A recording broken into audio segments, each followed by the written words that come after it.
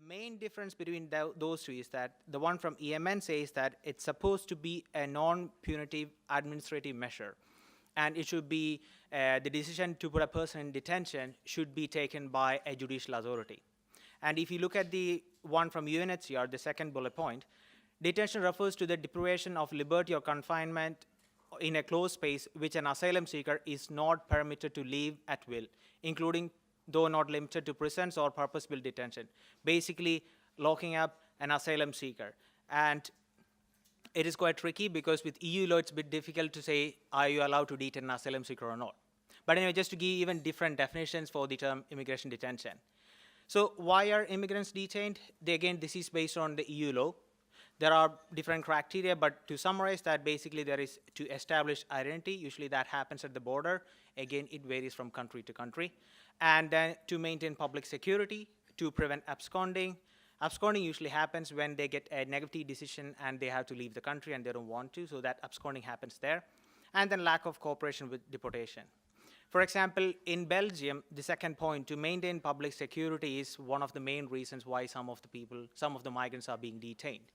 And in Sweden, it probably would be the last two. So even within the EU countries, which part of the law, which part of the legal argument is emphasized varies. Just to show that these are two directives. The one on the right-hand side is the reception condition directive, and the one on the left-hand side is a return directive. And both dictates the conditions to be detained. And you can see that the first one it's much more elaborate, and the second one it's not. So that's why I said that's actually applicable to asylum seekers, and these are the ones to rejected asylum seekers or irregular migrants. Just to say, even the law, so detention is not all the same. The conditions could be, but the requirement to be detained is different. Now, this is the latest figure I could find, but this is from 2013. It gives an overall idea of how many are or were detained in the EU plus Norway in 2013. It was close to 100,000, France being the highest. That changes depending on the influx. And then average length of detention is 40 days. Again, this is in the EU. Malta had 180 days, which had changed recently. I can explain that later. Sweden, 5 days. Not necessarily the correct reflection of situation. That also I can explain later. And again, detention facilities in general are called specialized facilities, but it could range from military barracks in Malta to, I would say, probably like hostel-like facilities where you're locked up in Sweden. So everything comes under one umbrella, specialized facilities, because the rule says that they're not supposed to be detained in prison. But actually, all prisons could be used to detain them. So far, you don't call them as prison. So that's why the umbrella term, specialized facilities. So who are detained? It varies from country to country. Asylum seekers, irregular migrants, Dublin cases. I guess you are familiar with the Dublin case. For the non-European or EU people, Dublin system is where there are different criteria where Dublin case is applicable. Simply put, you are supposed to apply to the first country of arrival. And if you apply, you're supposed to stay there till the process is being through. And usually, as you've seen from a lot of different cases, people come through Italy, Greece, but they want to go to Germany or Sweden, whatsoever. They go there, but meanwhile, they're already given their fingerprint, they applied. And then in Sweden or Germany or any of the so-called Western European countries, if they say that you're already applied, you have to go back there. But there is also misconception, because this is just one of the requirements in Dublin case. The other case, like, family, is like if a child or if a husband comes and applies, and if the wife and kid is already in another country, that country is supposed to deal with. And then also based on a previous visa, there are a lot of different things. But basically, Dublin case also could be detained. Quick question. What is the main cause of disease or illness in detention?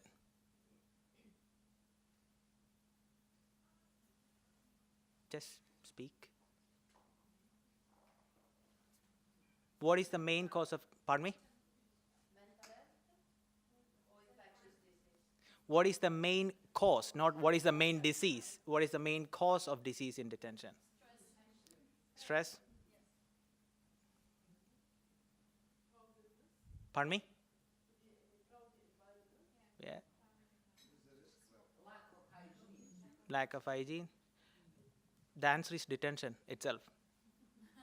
Everything you said, it's in that. It's the detention itself what is the main causative factor. That's why I put in my title, I put the ill health in detention.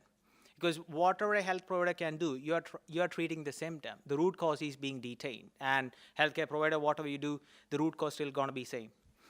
But anyway, just to go in details, like what you guys said, crowded place, unhygienic, suboptimal living conditions, restricted access to healthcare. We saw in the morning different laws and regulations granting access based on a legal status. And again, vary from country to country. The group of people detained are different, but basically it's irregular migrants. And social and legal aspects, social where mental stress comes, you're locked up, you don't have access to communicate to your family. Then legal aspects, you're going to be sent back to one of the Dublin countries or to a country, they use the term, to go back to your home country. And I have met people who have lived in Sweden, for example, for 15 years irregularly, and now you are being sent back to your home country, and then the idea of what is home, that's another discussion. So, but anyway, there are different aspects of that as well. Now, detainees are already vulnerable. That's one of the reasons why they are being there. They came there, and everything what we heard for the today and yesterday, all conditions apply to detainees. Mental health, physical health, sexual violence, physical trauma, all those things are applicable. And once you detain them, these conditions are being aggravated. It's like a catalyst to make them more ill or more disease. And then studies so far, the main tricky issue with detention is that it's difficult to get data because it's a contentious issue. Because some people say, no, people should not be detained. Some people say it should be. And governments it's a bit tricky to get data from them.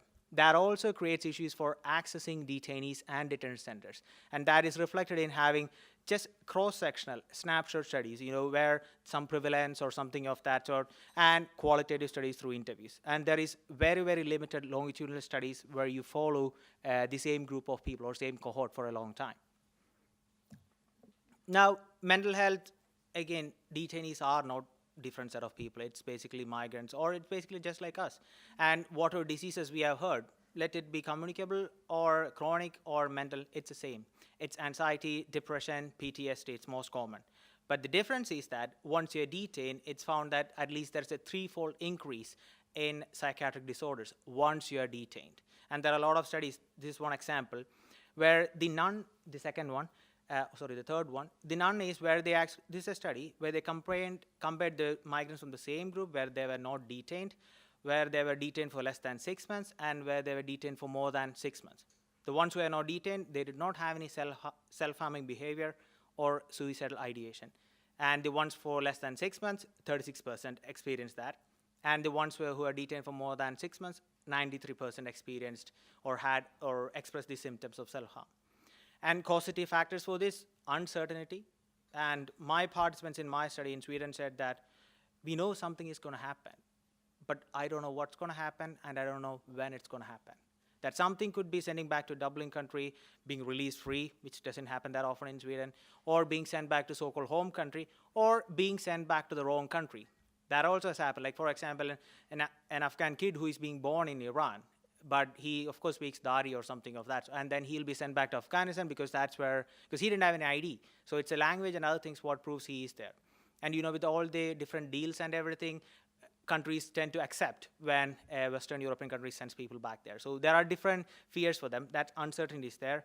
Language barriers, fear, and fear also varies from country to country. It could be legal implications, but in some country it could be physical harm, being beaten up and other things. I will show you some examples.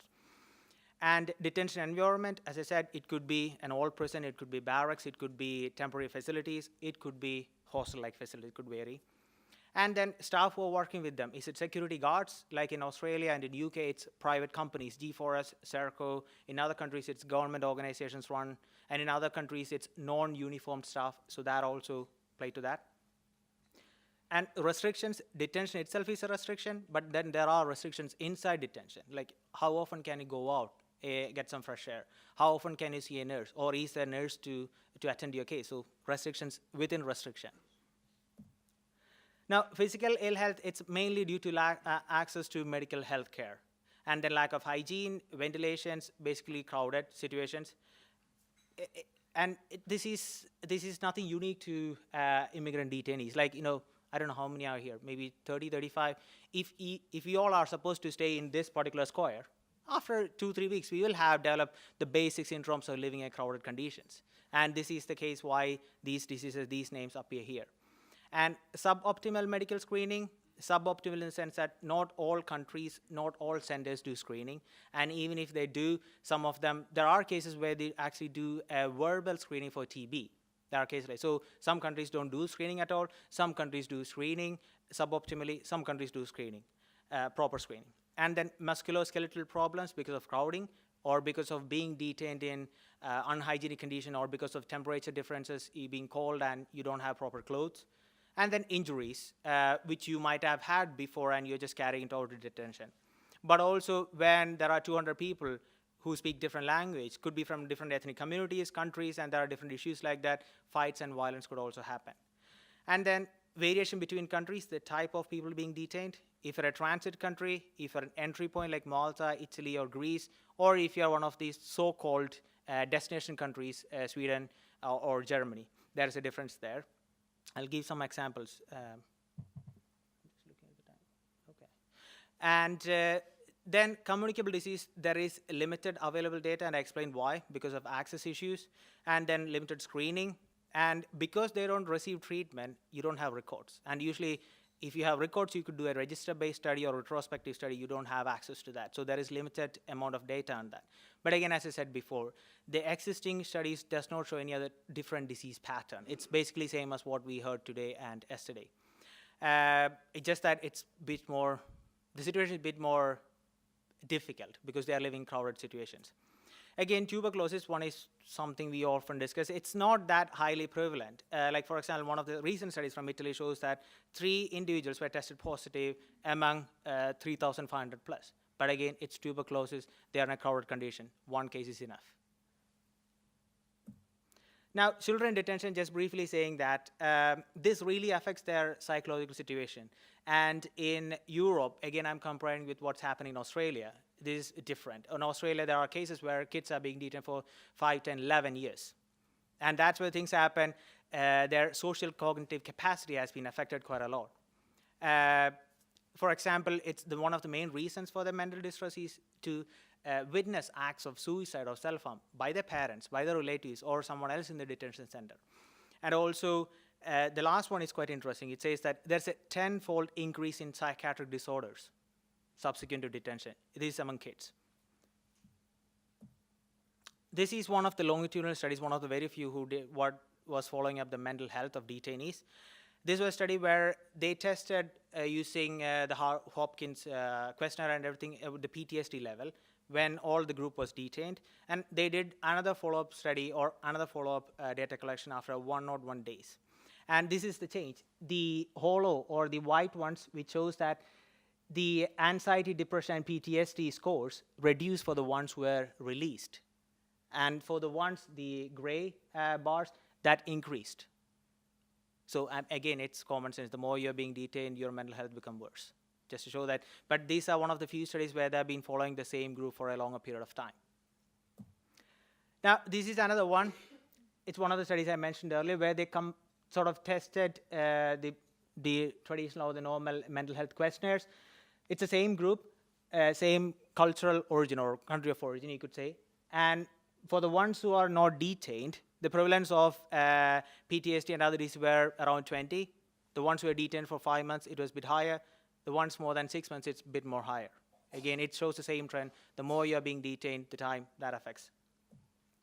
Now, I kept saying detention conditions vary, and I'm going to give some examples. Due to lack of time, I'll just chosen 3 countries. But if interested, you can go to these databases or sites. IDA, it's basically for EU countries, and the Global Detention Project, they have a good enough collection of detention conditions and regulations regarding that, so feel free to check them. Now, in Libya, this is information which I got from an UN mission which happened last year. And as our colleague said that it's a country in transition in different form. And when you read detention centers, the second point is that there are 15 detention centers, and how you define detention is different. And I have some quotes I can show you, because it could be a center run by the DCM, Department of Combating Illegal Migration, or it could be run by militias, or it could be run by smugglers. These are migrants who are trying to come to Europe. They are being locked up. So it fits into the UNHCR definition. So any migrant with or without permit could be detained, which attributes to arbitrary detention. Just being a migrant is enough to be detained. Again, it varies from which province you come from or where you are in Libya. And then common health issues, not much different. Another different issue is adult malnutrition, where they are not being given proper food, either less quantity food, no food, or less quality food as well. And this is one thing which has been found in a couple of studies where there is severe malnutrition. And then medical care, it's mainly provided by international NGOs. MSF is one of them. And then, as I said before, there is arbitrary detention. And this is the report I was mentioning to. This came out recently in 2016 in December. And I'm just going to show some extracts from the report. So we just get an idea what it is. I'm just going to read it out loud. He was held in a metal hangar with approximately 200 men, women, and children who were mainly from Somalia and Eritrea.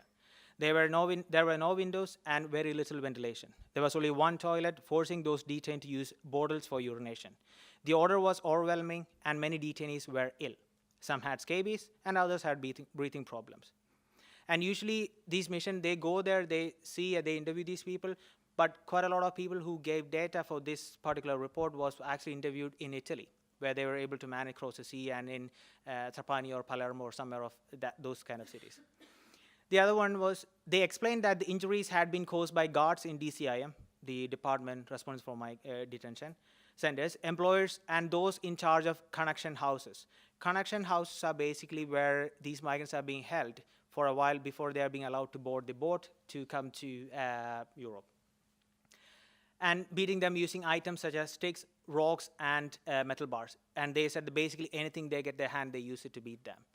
It could be to force them to call to their relatives and ask for money for their transport for different reasons. And the last one is about sexual violence. She said that she was forcibly taken at least 5 times by the men and raped by one of them. Once she was raped by 2 men at the same time. The men were armed with guns and knives. She also said that she heard other women and girls screaming while they were being sexually abused. At the time of the interview, she was 2 months pregnant, the result of being raped.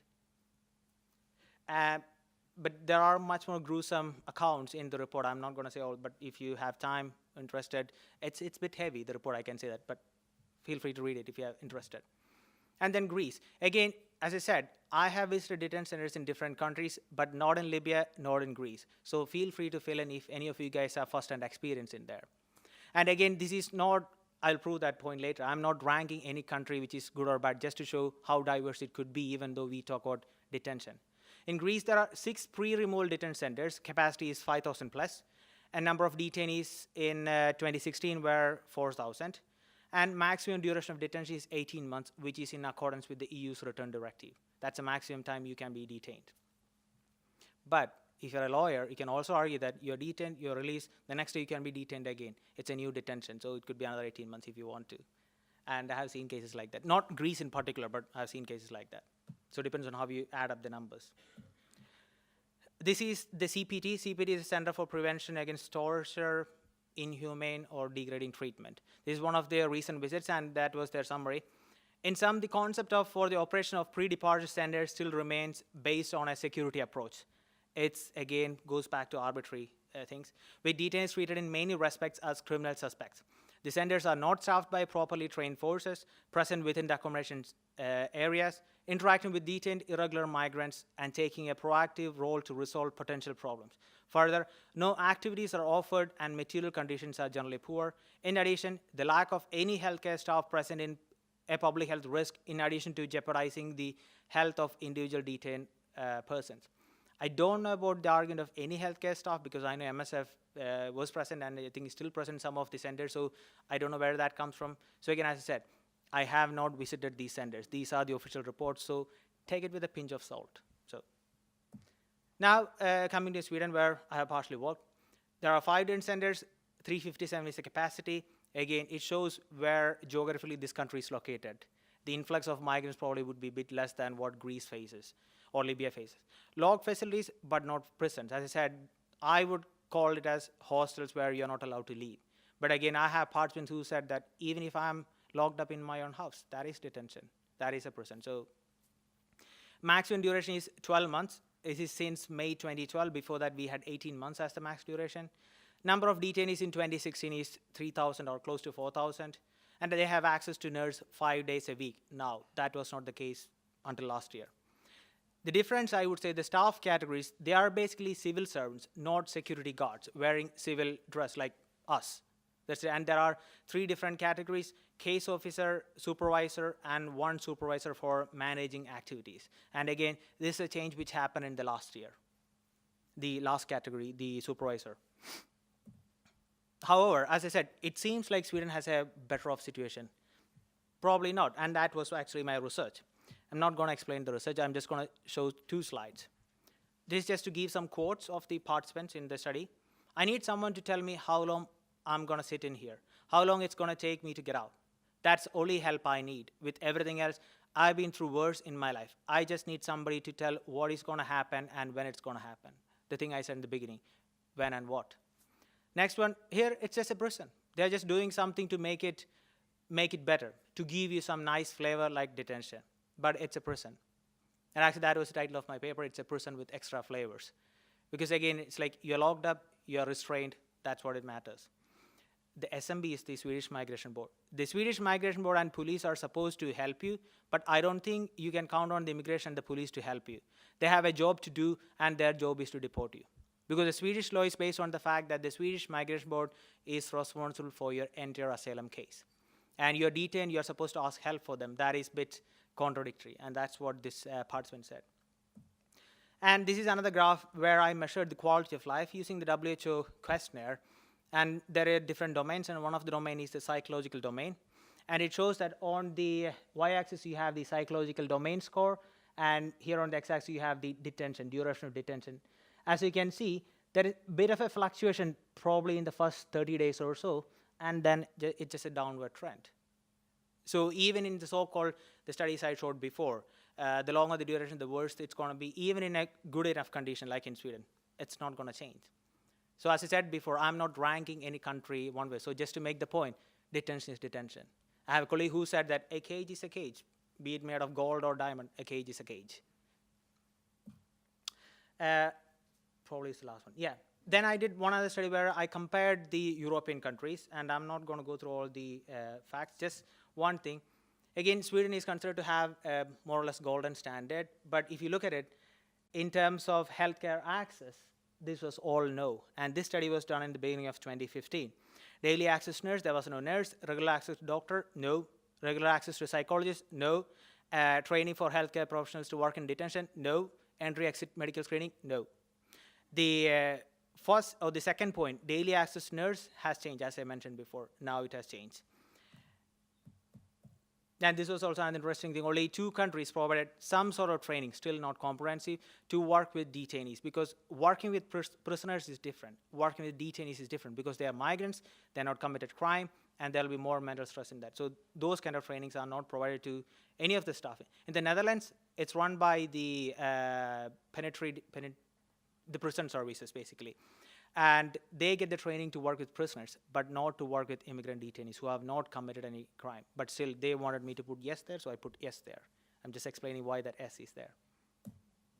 Some resources. This book has been showed by a couple of the speakers earlier. So this is one thing you could use if you are looking into diseases in that, if you could get access to centers. This is also partially, not necessarily related to detention, but generally to migration and health. So Lotte yesterday showed the HEN report on the sexual violence and health. HEN reports are basically supposed to be a systematic review meant for policymakers. This is something a bit unrelated to detention, but just to show that there is things available out there if you want to work with migration and health. So these are, and yesterday we talked about immunization. There's a HEN report coming out on immunization in 2 weeks' time, if you're interested to look into that. Just to give an idea, and you could also look into another tool designed by the WHO if you want to do health system assessment, especially for an emergency situation, which is tested and used in 12 or 15 countries. And then tomorrow, actually, if you have time, you can attend. There is a technical webinar on mental health of migrants and refugees. And there will be more webinars coming next year. And there is also technical guidance developed on immunization, unaccompanied minors, and other topics, just to flag that. Thank you.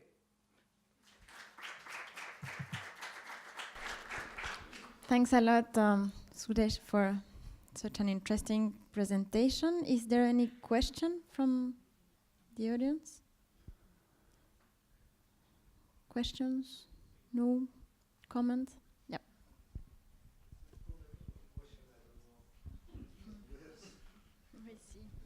Something in this world, in our world, you know, something maybe Human Rights Watch, you know, they start to shout for one person. Are those organizations for this? Where are those organizations? Yes, such as Human Rights Watch and others. Any efforts from UN agencies, humanitarian agencies, NGOs to connect with those organizations to help people? I think it's more of an ideological question. For example, MSF was involved in detention centers in Malta, but, pardon me? Yeah, they saw. Like MSF was working in Malta, multi-detention centers, which are basically military barracks. But they stopped working there in 2009 because they said it was against our ethics and values. Because, as I said before, detention is the cause of all illness there, and it still continues, so what's the point in working there? And there are reports by Human Rights Watch, but basically on conditions in UK and Australia and the US, but not to the Western European countries. So, yeah, it could be picky, choosy, and picky, but they do exist. But again, as I said, it's not necessarily always visible in the media all the time what's happening there, so that also get less attention, I guess. We have another question here and then two other there. Not a question actually, but more like an answer. Yes, MSF was in Malta and we were also in Greece. We left in 2013 and we have published extensive reports on our experience there and connections with Human Rights Watch and ICRC, I think. They also do intensive work in detention. But it's not always easy to have an impact on policies, migration policies and state policies. So there you have it. Thank you. You Anna, can you see have some a of the question? reports if you want in the references from MSF and others, so it's there. Thank you so much for your presentation. I would like to ask you whether you've been presenting this, the results of your PhD to the authorities in Sweden, Yeah. and which has been their answer. Yeah, as I said, this is partially the reason why nurse is there 5 days a week now, and this reason, one of the reasons why there is a supervisor for activities there, and this is also the reason why they also have started screening. This is not just the reason, but I think at least what I learned is that work with the authorities from day one. Migration Board, IOM, Border Police, they were part of the project from day one. We can take different routes how to make change. It could be scary tactics, it could be advocacy, it could be work with them. I found this way of working with them has helped me to achieve my aim, sort of making whatever changes I could. So some of the changes I have made, but it's a long way to go. Barbara, you have a question? Yes. Thank you. It was very interesting. Now, just a quick question in general, and I don't know much about this. You said at some point that, as you know, countries are always happy to receive the people if they're sent from European countries. Basically, if the European country decided they want to just send back people to their own country, the receiving country on the other side is always happy to do so. But why is that? Because they're paid to do so. They're paid, all the country, and all the country have the same. No, not all the countries. Like for example, I don't know, maybe 2 months, 3 months ago, there was this Afghani president who came to Brussels to sign a bilateral agreement, bilateral assistance. The condition was that Afghanistan takes back Afghani citizens who are sent back from Germany, Sweden, and some other countries. It was built on that. And also, it's not that different. Like for example, like we discussed in the morning, like why is Italy or France or some other country helping to set up the centers or facilities in Libya, for example. So I wouldn't say they are happy to take them back, but they take them back because they get assistance from the other side. So the country get the money, and the person that goes back in the street. That's not our concern. That would No, be no, the no. I argument. was just asking. I'm just curious. I didn't mean mine. I said Yeah. it went from a country point of Yeah, view. I understand that. I'm sending back to your home country. So what happens is not my problem. And we don't know. There are very, very few studies on that, and there is one which was published 2 years ago, and probably pretty much what you said. No, there isn't much data, and some of them are destitute, but also some of them, even if the detainees say they don't have family or friends, they do have. But again, depends. Like if you're a kid came here like 20 years ago, and now you're being sent back, you probably don't have. But if you're a grown-up male who came 3 years ago, yes. No, if you're cooperating with the detention right from day one, you have assistance from the European Union. There is a voluntary return fund. If you're not cooperating, that's one of the reasons why you're detained. You won't get any money. And the bilateral assistance for government for other things, not for taking back this person. Just to continue what Soorej was saying is that if people go back to their countries voluntarily, then they get some pocket money to return. Depending on the reasons that they left their country, they choose when they return back to Afghanistan, for example, where they could go. So if they left because of their homosexuality, for example, they may choose to stay in the main capital. But even there, they may be in danger of their life because of their situation. If they left their own village because the Taliban was persecuting them, of course, they will never go back into their village. So even if they are returned to their own countries, it doesn't mean that they return to their family links. And we have already heard stories, maybe we don't have enough data, but we have heard stories of people being deported back to their countries and being killed the day after. So this is something that we need to take into account when we speak about returning people back to safe countries or whatever. And it's a reason to advocate for the safety of the people somehow. Yes. Some of them actually come back again. You send back, you come back again. But yeah. Yeah, actually, we did have a case in in Lesbos Island where there was this guy who was in Greece for a long time. He had a work permit, and then he left back to his country in order to see his father, who was dying. While he was there, his work permit was expired, so he did the whole trip back again from Afghanistan, Iraq, I don't remember exactly where, to Greece through the usual route with the smugglers, etc. He was detained in Lesbos, he was held in Lesbos, and then he was deported back to Turkey because he was under the EU-Turkey deal. So we have plenty of cases of people coming back and forth and then somehow being stuck with the policy and administration issues.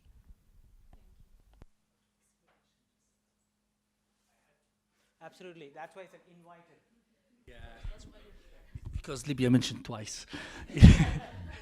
No, just to clarify, when you give that case study, let's make sure that when they say this is the combating whatever, the police, they don't know if he's a police or not, because even militias, they dress like army. So this is a point.